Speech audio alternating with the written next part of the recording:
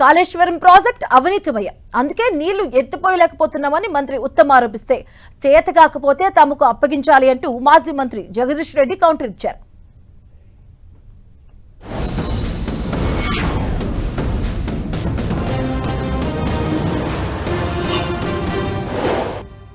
వాళ్ళు కట్టిన డిజైన్ లోపంలో ఆ పంప్ హౌస్ నుంచి అన్నారంకి లిఫ్ట్ చేయాలి, అన్నారం నుంచి సుందీలకు లిఫ్ట్ చేయాలి, సుందీల నుంచి ఎల్లపల్లికి లిఫ్ట్ చేయాలి, ఎల్లపల్లి నుంచి ఉపయోగించుకోవాలి. ఇప్పుడు అన్నారం బ్యారేజ్ ఉపయోగించుకునే పరిస్థితి లేదు, సుందీల ఉపయోగించుకునే పరిస్థితి లేదు. ఈ బ్యారేజీలు మేడిగడ్డ కానీ అన్నారం కానీ సుందీల కానీ ఇప్పుడు గేట్లు దింపే పరిస్థితి లేదు. గేట్లు దింపంది నీకు ఆ లెవెల్ రాదు, ఆ పంపింగ్ లెవెల్ రాదు.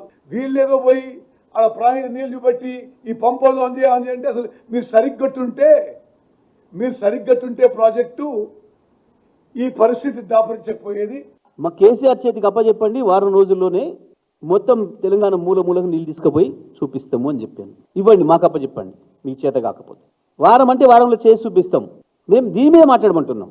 లేదు అని అంటే నువ్వు చెప్తుంది, ఉత్తమ్ చెప్తుంది నిజమైతే ఏదో ప్రాజెక్టు ఏదో కొట్టుకుపోతుంది ఏదో అవుతుంది అని, దానికి మేము బాధ్యత వహిస్తాం. బీఆర్ఎస్ పార్టీ బాధ్యత తీసుకుంటుంది. ప్రభుత్వానికి ఏం రాసేయాలో రాసిస్తాడు కేసీఆర్, మీకు అండర్టేకింగ్ రాసిస్తాడు. ఏ చిన్న బ్యారేజ్కి ప్రమాదం జరిగినా ఇవాళ పంపులు ఆన్ చేస్తే దానికి బీఆర్ఎస్ పార్టీ కట్టుబడి ఉంటుంది. కేసీఆర్ బాధ్యుడు అవుతాడు, కేటీఆర్ బాధ్యుడు అవుతాడు. మేము బీఆర్ఎస్ పార్టీని రద్దు చేసుకుంటాం.